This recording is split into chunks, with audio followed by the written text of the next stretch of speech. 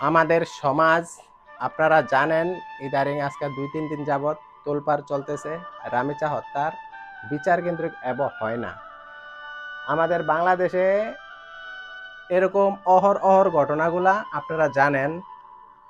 রামিচার যে মিলে হত্যা করা হয়েছে কুলাঙ্গারে প্রশাসন গ্রেপ্তার করছেন। 24 ঘন্টার ভিতরে ওনাকে ফাঁসি দেওয়া হোক।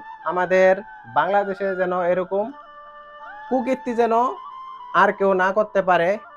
মাননীয় প্রধানমন্ত্রী তারেক রহমান, আপনাকে বলছি, আমরা আপনাকে অনেক ভালোবাসি। আওয়ামী লীগ সরকারের আমলে কখনো দর্শনকারীর বিচার হয় না। দর্শনকারীকে আপনারা গ্রেপ্তার করছেন, 1 মাস 2 মাস 3 মাস পরে জামিনে বের হয়ে গিয়েছে। এখন আবার ইনুস সরকারের আমলেও শয়ে দর্শন হয়েছে, কোনো বিচার হয় নাই।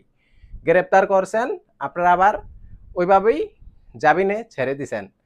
এখন মাননীয় প্রধানমন্ত্রী তারেক রহমান, আপনি এই বিচারটা করে দেখান বাংলাদেশকে। 24 ঘন্টার ভিতরে ওনাকে ফাঁসি দেওয়া হোক। অর্থাৎ এরকম রামিসা যেন আর কখনো দূষিতা না হইতে পারে। চাই আমাদের বাংলাদেশে যেন আর একটা কোনো মা বোন দূষিতা না হয়। আমাদেরও সন্তান আছে, আপনাদেরও সন্তান আছে। প্রশাসনকে আমরা দৃষ্টি আকর্ষণ করে বলছি, আপনারা যত দ্রুত পারেন এই বিচারটা করে দেখান।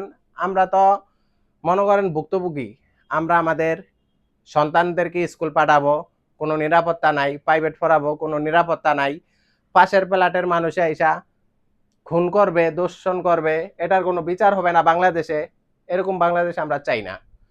আপনারা প্রশাসন যারাই আছেন 24 ঘন্টার ভিতরে ওনাকে ফাঁসি দিয়ে দেন। সারা বাংলাদেশের যত দর্শনকারী আছে, কুলাঙ্গার আছে, সবাইকে 24 ঘন্টার ভিতরে ফাঁসি দিয়ে দিবেন। একজনের দেখা দেখি আরো 10 জন ভালো হয়ে যাবে। আমরা চাই আমাদের এই ভিডিওটা সারা বাংলাদেশে ছড়িয়ে যাক। মাননীয় প্রধানমন্ত্রী তারেক রহমান, আপনি বিচারটা কার্যক্রম করেন।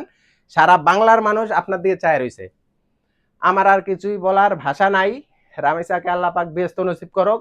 আর কুলাঙ্গারের স্ত্রী সহ ডাইরেক্ট জনগণের সামনে পাথর নিক্ষেপ করে মৃত্যুদণ্ড দেওয়া হোক। আমাদের বাংলাদেশে এই নামটা চালু করে দেন। সবাই আপনাকে মন ভরে দোয়া করবে। আসসালামু আলাইকুম।